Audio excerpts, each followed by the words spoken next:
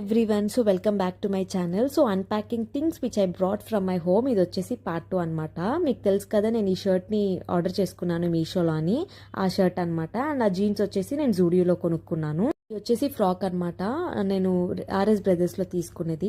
ఇవి ఏంటా అని చూస్తున్నారో, ఇవేవో కాదు, కివీ ఫ్రూట్స్ అనమాట. యాక్చువల్గా మా ఇంటి దగ్గర మాకు తెలిసిన అంకుల్ ఉంటాడు. మేము రెగ్యులర్గా ఆయన దగ్గరనే తీసుకుంటాము. సో తను మాకు కొంచెం తక్కువకి ఇస్తాడని నేను కొనుక్కున్నాను అనమాట. అండ్ అది వచ్చేసి ఫేస్ వాష్.